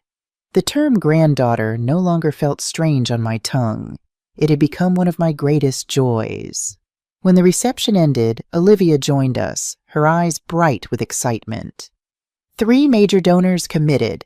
If their pledges come through as promised, we'll have full funding for Phase 2. "That's wonderful news," I replied, hugging her.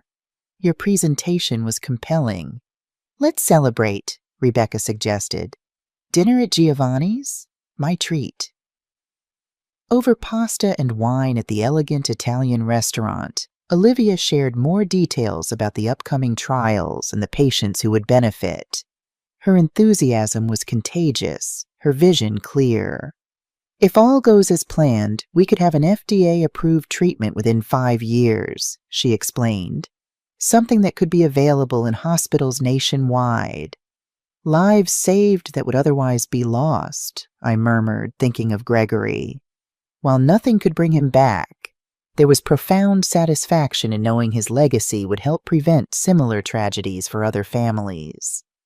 "I have some news as well," Rebecca interjected, setting down her wine glass. "The Foundation received official recognition from the State Department of Children's Services today. They're citing us as a model program." "That's fantastic," Olivia exclaimed. "The children's home hasn't even opened yet." "It's the comprehensive approach they're impressed with," Rebecca explained. "Not just shelter, but education support, psychological services, family reunification when possible. Most facilities focus on just one aspect. As we discussed future foundation projects, my phone chimed with a text message. It was from Marcus Johnson, who had completed FBI training and now worked in their Boston field office. Just heard about the children's home approval. Congratulations, Mrs. D. Let me know when the official opening is. I'd like to be there if possible. I smiled, typing back, Tuesday at 10 a.m. Would love to have you there. These connections form the fabric of my new life. Rebecca, Olivia, the Carters, Marcus, the foundation staff. Different from the family I had imagined, but no less meaningful. Later that evening, Olivia and I walked along the harbor, enjoying the mild spring air. She seemed preoccupied, checking her phone more frequently than usual. Everything all right? I asked as she glanced at the screen for the third time in minutes. She hesitated, then nodded decisively as if coming to a decision. I received an email yesterday. From Lauren. The name still had the power to stop my breath. What did she want? She said she'd seen an article about my research online. Apparently the university press release was picked up by some international medical journals. Olivia's voice remained neutral, though I could sense the emotional current beneath. She said she was proud. Did you reply? I kept my tone equally even, not wanting to influence her either way. Not yet. I'm not sure if I should. We walked in silence for a moment, the gentle lapping of waves against the harbor wall providing a soothing backdrop. What does your heart tell you? I finally asked. Olivia sighed, looking out over the water. Part of me wants to respond, to know more about her, maybe even try to build some connection. Another part remembers how she rejected me before, how she treated you. She trailed off, then added softly, I'm afraid. The fear is understandable, I acknowledged, but so is the curiosity. What would your parents advise? A small smile touched her lips. Mom would say everyone deserves a second chance, not necessarily in our lives, but at least to be heard. Dad would say to protect my heart, but not close it completely. Wise people, your parents. What about you? She asked, turning to face me directly. If she contacted you, would you respond? The question hung between us, weighted with history and pain. A year ago, my answer would have been an immediate and definitive no. But now, after everything I had experienced, after rediscovering family through Olivia and the Carters, after building something meaningful from the ashes of betrayal. I don't know, I answered honestly. I truly don't know. Olivia nodded, understanding. We don't have to decide tonight. We have time. We continued our walk in companionable silence, the question lingering unanswered, but not uncomfortably so. Some decisions couldn't be rushed. Some wounds needed time to heal enough before being tested. Later that night, after Olivia had gone home, I sat on my balcony watching stars appear above the ocean. The past year had brought transformations I never could have imagined. Pain beyond measure, yes, but also joy I hadn't believed possible again. The children's home would soon welcome its first residents. Olivia's research was saving lives. The foundation Gregory and I had dreamed of was becoming reality in ways far beyond our original vision. And at the center of it all was a simple truth. I was only now beginning to fully understand. Family wasn't defined by blood alone, or even primarily. It was defined by love, by choice, by showing up day after day for those who mattered. Lauren had broken that covenant, but in doing so, had inadvertently led me to a broader, richer understanding of what family could be. It wasn't a consolation for her betrayal. Nothing could fully heal that wound, but it was a gift nonetheless, one I was increasingly grateful to receive. The Gregory Davis Children's Home opened with a simple ceremony attended by local officials, foundation donors, and the first group of 12 children who would call it home. I stood at the podium beneath the yellow oak tree, looking out at faces filled with hope and possibility. This home, I told them, is more than just a building. It's a promise that every child deserves safety, education, opportunities, and most importantly, love.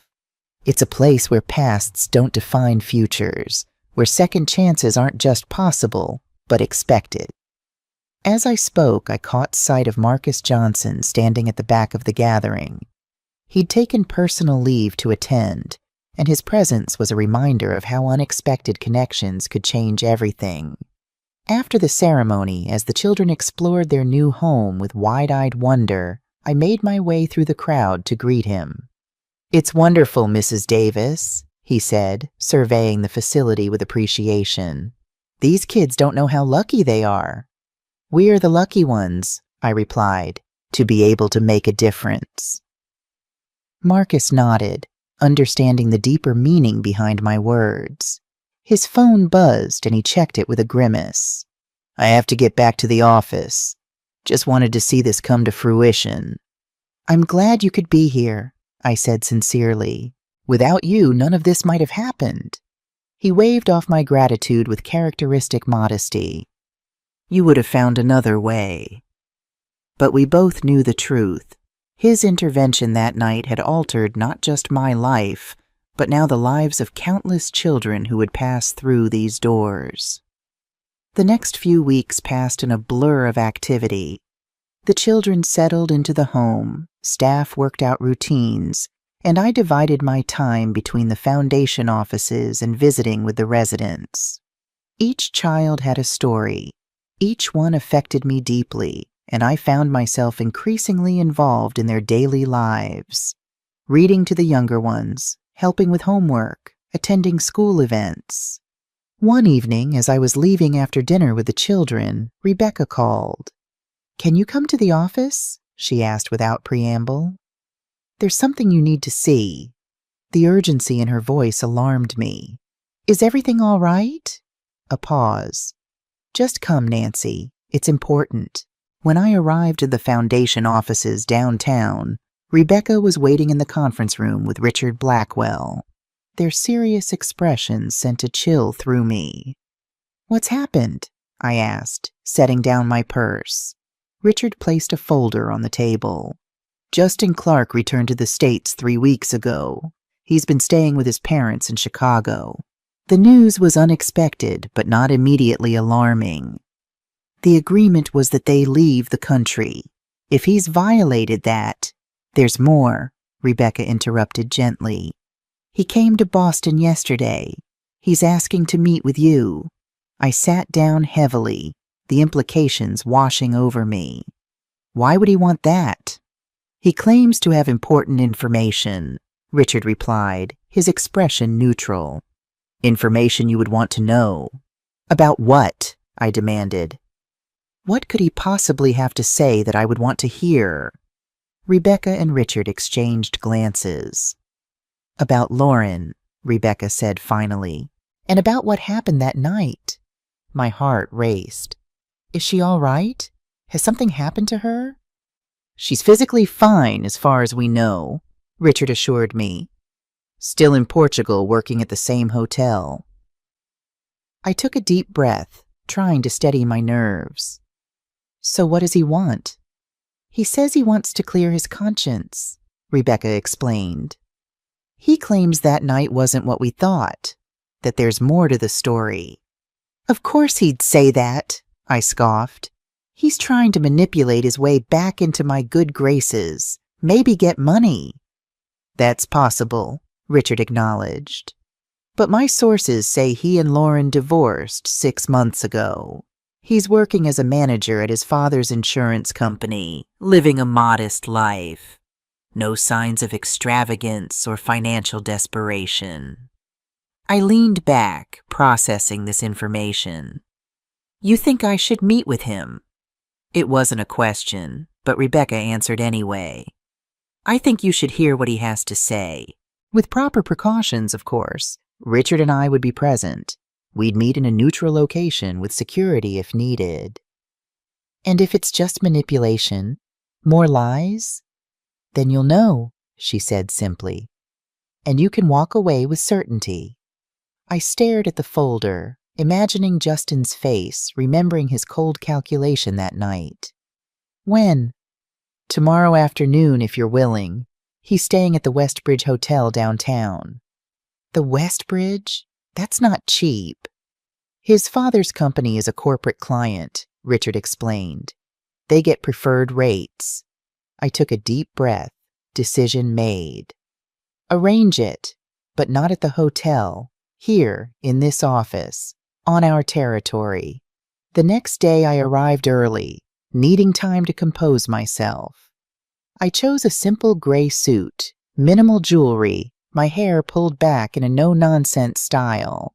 No signs of the wealth Justin had once coveted. Rebecca and Richard were already waiting when Justin arrived. He looked different than I remembered. Thinner, less polished. His designer suit replaced by off-the-rack business casual attire. The smug confidence was gone, replaced by something that looked almost like humility. "Mrs. Davis," he greeted me, not offering his hand. "Thank you for agreeing to see me."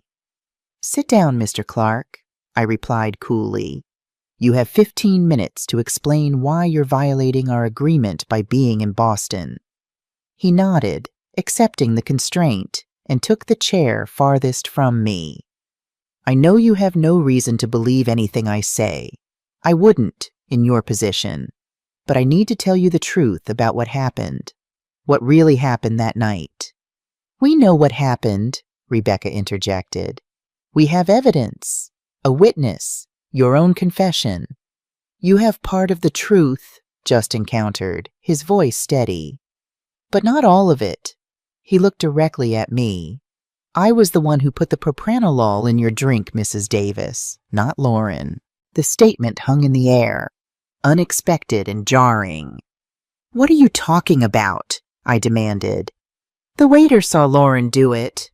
Justin shook his head. "He saw what he thought he saw. Lauren had the vial, yes. She was holding it. But I was the one who put the powder in your drink when she handed it to me. It was my plan, my execution. Lauren was—" He paused, seeming to struggle for words. "She was manipulated by me." Richard leaned forward, skeptical. "Why would you admit this now? It only makes you more culpable." "Because it's the truth," Justin replied simply. "And because Lauren doesn't deserve to carry this alone." "She signed the confession," I pointed out, my voice hard. "She admitted it was her idea." "Because I convinced her it was," he said, his gaze unwavering. "Mrs. Davis, Lauren has been suffering from untreated bipolar disorder for years. The severe kind, with episodes that cloud judgment, distort reality. I recognized it early in our relationship. The mood swings, the grandiose spending, the periods of crushing depression. But instead of helping her get treatment, I exploited it. I felt as if the room were tilting sideways. Bipolar disorder? That's convenient. It's documented, Justin countered. She was diagnosed in college but refused medication. After we separated, she finally sought help. Her doctor in Portugal confirmed the diagnosis. I have the records if you want to see them. He reached for his briefcase. "Why should we believe anything you say?" Rebecca demanded. "You tried to kill Nancy." "Yes," Justin agreed, no evasion in his voice. "I did. I was drowning in debt, desperate, and saw an opportunity. Lauren was in a manic phase, spending money we didn't have, convinced everything would work out. When you mentioned the foundation, Mrs. Davis, I saw my chance slipping away. I convinced Lauren you were abandoning her again, that you cared more about strangers than your own daughter. In her unstable state, she believed it. So you manipulated my mentally ill daughter into helping poison me," I stated flatly. "That's your defense? That doesn't make you less guilty. It makes you worse." "It's not a defense," he replied, his voice catching. "There is no defense for what I did. I'm here because Lauren deserves better than exile and shame for something that was fundamentally my doing. She was sick, Mrs. Davis. She needed help, not punishment." I studied his face, looking for signs of deception. "Why tell me this now? Why not a year ago?" "Because a year ago I was still the man who would do anything to protect himself. It's taken time, therapy, medication for my own issues, working an actual job instead of chasing get-rich-quick schemes, to understand what I did." He paused. "And because Lauren is struggling, really struggling. The isolation, the shame, it's crushing her, even with treatment." "Where is she now?" I asked, my voice steadier than I felt. "Still in Lisbon, working at the Hotel Marquis as a receptionist, living in a small apartment near the coast." He hesitated. "She doesn't know I'm here. If she did, she'd probably try to stop me. She believes she deserves her punishment." The room fell silent as I absorbed his words. Could it be true? Had Lauren been ill rather than merely cruel? Had I failed to see signs of mental illness in my own child? "I need proof," I finally said. "Not just your word." Justin nodded as if he'd expected this. He opened his briefcase and removed a manila envelope, which he slid across the table. "Medical records with Lauren's permission, a letter from her current psychiatrist, and—" He paused, removing a smaller envelope. "A letter from Lauren herself. Not to you. She didn't know I was coming here. It's a letter she wrote to me when we divorced. I think it might help you understand." I took both envelopes but didn't open them immediately. Why should I believe any of this? "You shouldn't, not without verification," he answered honestly. "Have your own experts review the records. Contact the doctor directly. I'm not asking for forgiveness, Mrs. Davis. I don't deserve it. I'm only asking that you consider the possibility that Lauren deserves a second chance. Not with me, but with life. With possibility." Richard cleared his throat. "What exactly are you hoping will happen here, Clark? The agreement stays in place. You violated it by returning." "I know," Justin acknowledged. "I'm prepared to face consequences for that. But Lauren shouldn't suffer for my actions." "Not anymore." I finally opened the larger envelope, skimming the medical records. They appeared legitimate. Detailed psychiatric evaluations, medication lists, therapy notes. If they were forgeries, they were exceptionally well crafted. "I'll need time to review these," I said, keeping my voice neutral. "And to consider what you've said." Justin nodded, standing. "That's all I can ask. Thank you for listening, Mrs. Davis." He reached into his pocket and placed a business card on the table. "My current contact information, if you have questions or if you make a decision about Lauren." After he left, the three of us sat in stunned silence. Could he be telling the truth? I finally asked. Richard shrugged. "Possible. The medical records look authentic, but we should verify independently." "And if they are?" Rebecca asked. "If Lauren truly is bipolar, if Justin manipulated her condition—" I stared at the smaller envelope, not yet ready to read Lauren's letter. "Then I failed her twice, once by not recognizing her illness, and again by exiling her without understanding." "You couldn't have known," Rebecca insisted. "Nancy, even if this is true, you responded to the information you had at the time. No one could blame you for that." But I blamed myself. If Lauren had been suffering from mental illness since adolescence, how had I missed it? The mood swings, the impulsive spending, the periods of withdrawal. Had I been so focused on the business that I'd failed to see my daughter's suffering? "I need to think," I said, gathering the envelopes. "Alone." At home that evening, I finally opened Lauren's letter to Justin. The handwriting was unmistakably hers, though less controlled than I remembered. the script flowing across the page in uneven bursts. Justin, I've started and stopped this letter a dozen times. The doctors say writing helps organize thoughts, but mine still feel like birds scattering in different directions. I remember so little of that night clearly. Fragments, like a broken mirror. Mom's face when she mentioned the foundation. Your whispers in the car afterward.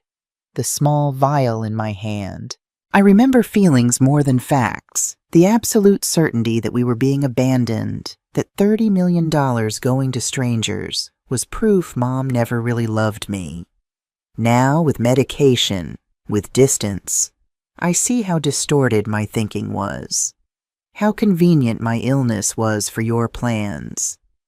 You knew exactly when to suggest things, always during my highs, when everything seemed possible and consequences felt distant and unreal.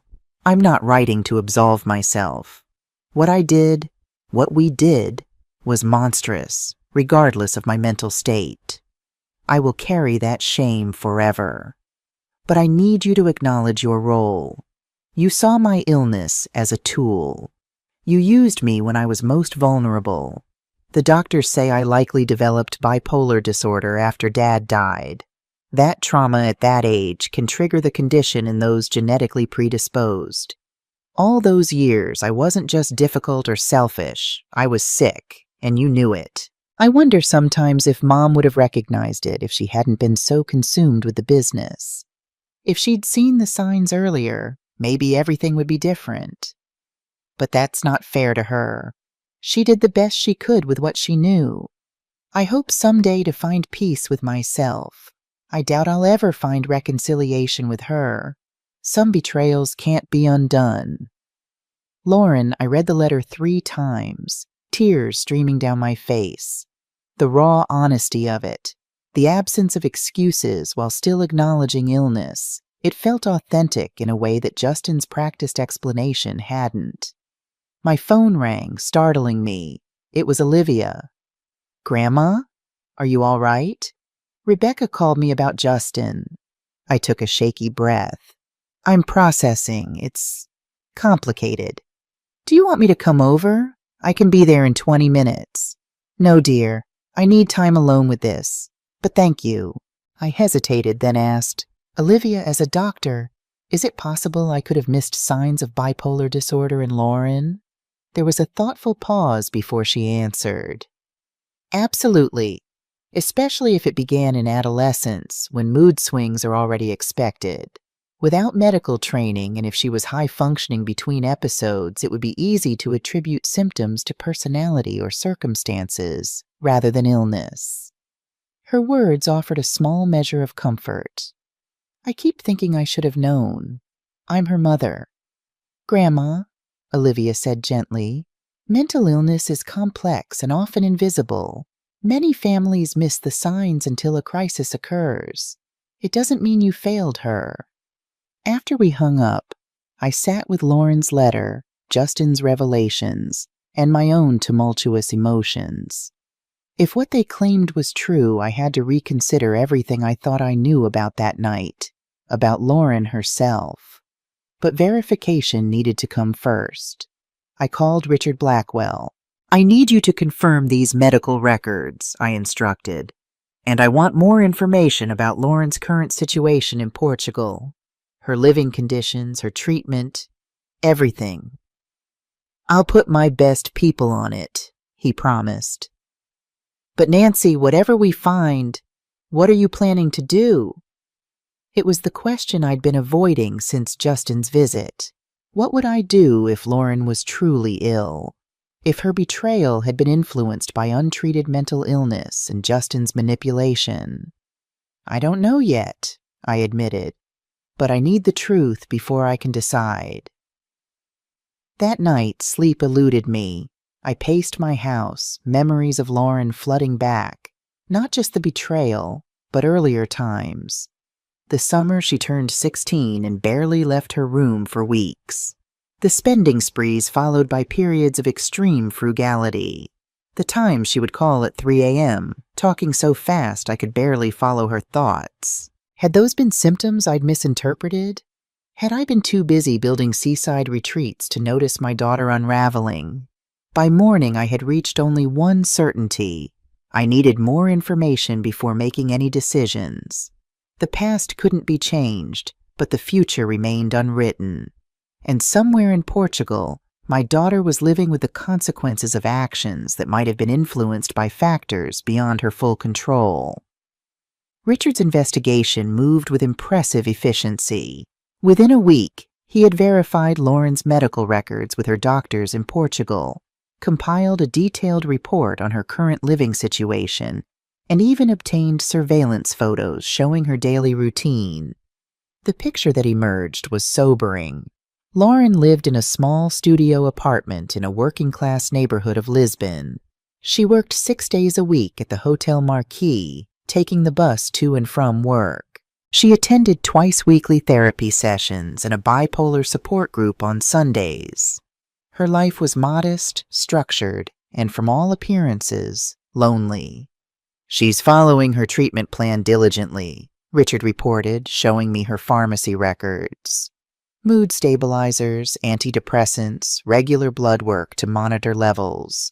Her doctor reports significant improvement over the past 6 months. I studied the surveillance photos with mixed emotions. Lauren looked different. Thinner, less polished. Her designer clothes replaced by simple, practical attire. Her expression in candid shots was serious, focused, lacking the brittle glitter I remembered. "And financially?" I asked. "Living paycheck to paycheck," Richard confirmed. "The hotel job pays modestly. Her apartment rent consumes about 40% of her income. No luxury purchases, no travel except to medical appointments. She's taking a night class in Portuguese twice a week. Any contact with Justin?" "None that we could detect. Not since the divorce was finalized." I nodded, absorbing this information. "And your professional assessment, Richard, as someone who's investigated countless people?" He considered carefully before answering. "Based on all available evidence, I believe she is genuinely in recovery, both from mental illness and from the person she was. The pattern is consistent with someone rebuilding their life from the ground up, not someone waiting for a second chance at wealth or privilege." Rebecca, who had been listening silently, finally spoke. "The question remains, Nancy. What do you want to do with this information?" It was the heart of the matter. What did I want? Reconciliation? Closure? To maintain the separation, but with a clearer understanding of what had happened? I genuinely didn't know.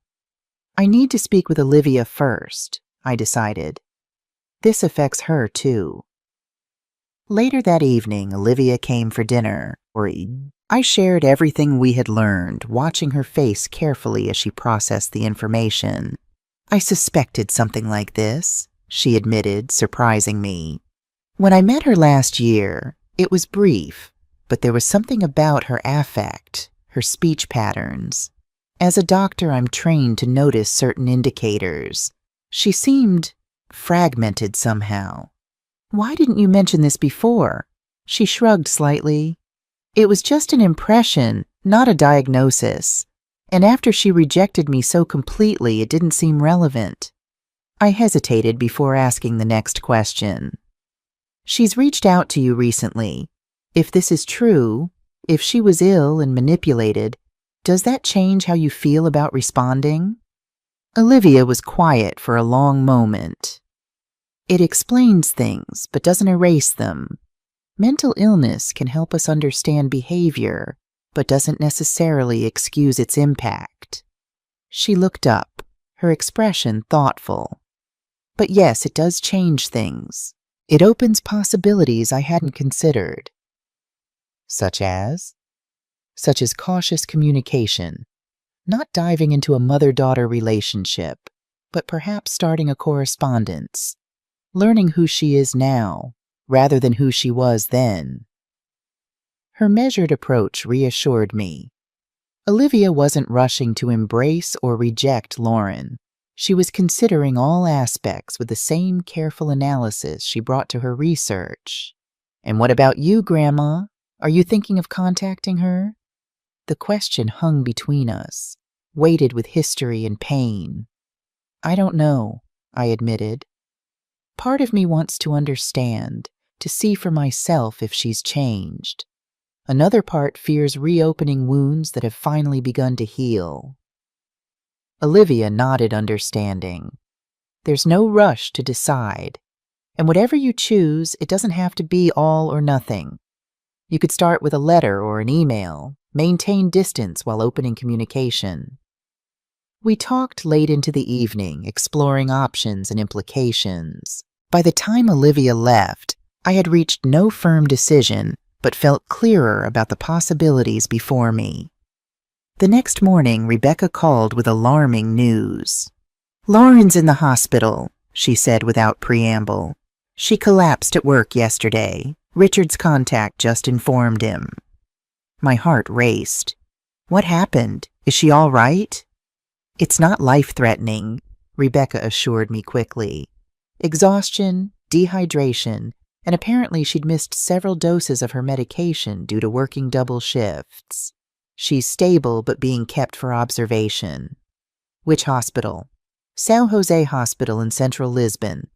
"Nancy, what are you thinking?" I took a deep breath, decision crystallizing with unexpected clarity. "I'm going to Portugal." There was a brief silence before Rebecca responded. "Are you sure that's wise, after everything?" "No," I admitted, "but I need to see her, to understand.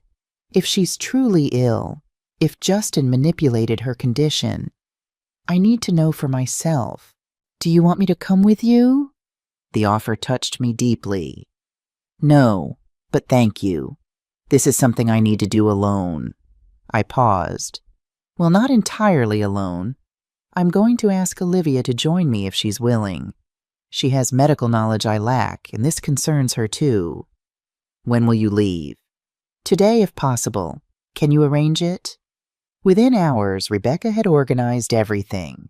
First-class tickets to Lisbon, a suite at a hotel near the hospital, and a local guide/translator to assist us.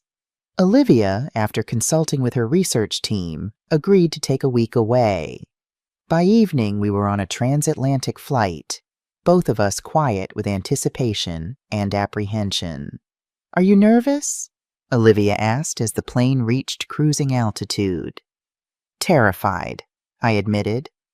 "I haven't seen her in over a year, not since that day in Rebecca's office when she signed the agreement. I don't know what to expect." "Nor do I," Olivia confessed. "My only interaction with her was being rejected. I have no idea how she'll react to seeing either of us." "We could be making a terrible mistake," I mused, staring out the window at the darkness beyond. Olivia took my hand, her grip firm and reassuring. "Or we could be taking the first step toward healing something broken. Either way, we're doing it together." The simple statement brought unexpected comfort. Whatever awaited us in Lisbon, I would not face it alone. We arrived early the next morning, checked into our hotel to freshen up, then headed directly to the hospital. The white stone building with its blue-tiled entrance was busy with staff and visitors, the atmosphere both foreign and familiar. Hospitals, it seemed, had their own universal language of hushed voices and purposeful movement. With our translator's help, we located Lauren's room on the 3rd floor. A nurse informed us that she was awake but weak and cautioned against a lengthy visit. I nodded understanding, my heart pounding as we approached the door. "Ready?" Olivia asked softly.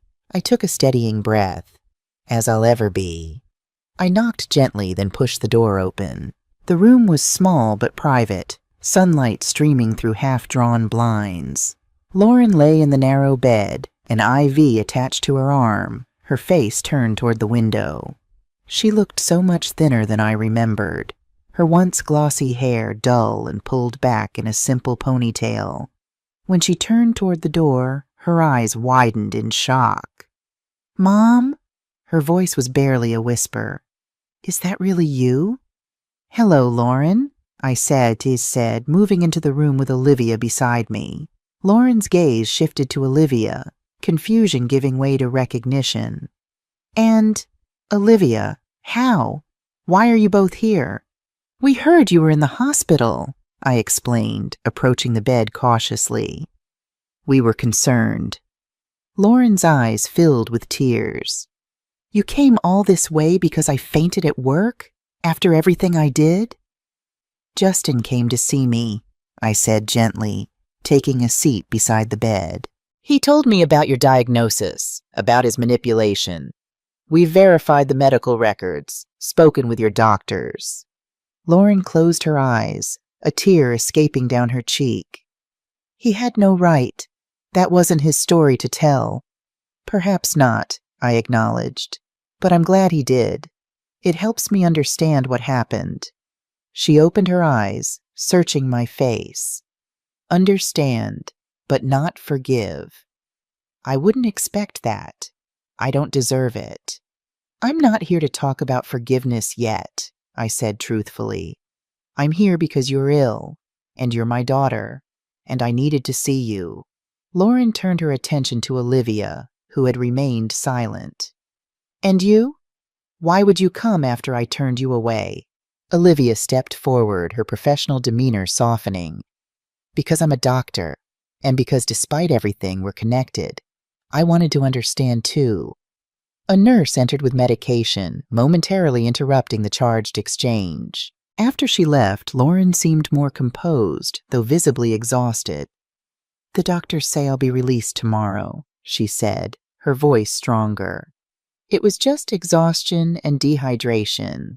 I've been working double shifts to save for a better apartment. We'd like to talk with you properly when you're feeling stronger, I said. We're staying for a week. Lauren looked genuinely perplexed. What is there to say? What could possibly fix what happened? Nothing fixes it, I replied honestly.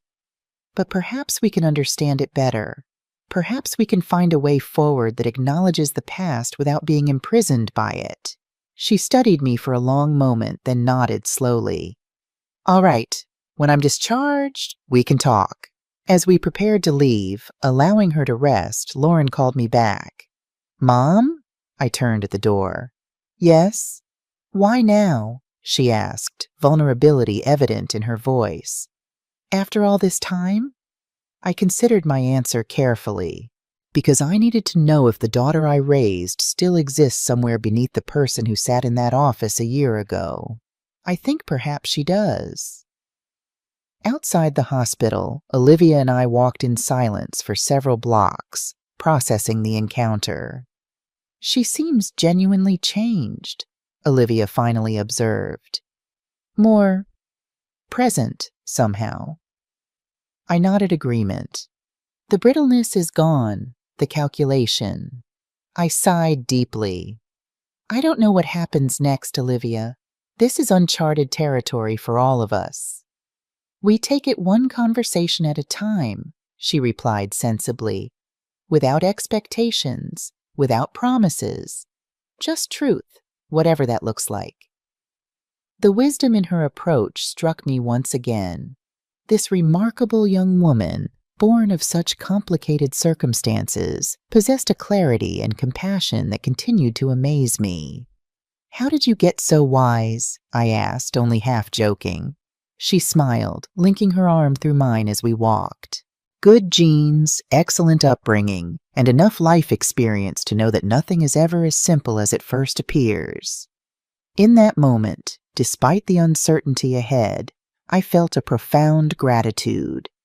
Whatever came of our meetings with Lauren, I had found in Olivia a connection that transcended the pain of the past. And perhaps that was the most important discovery of all.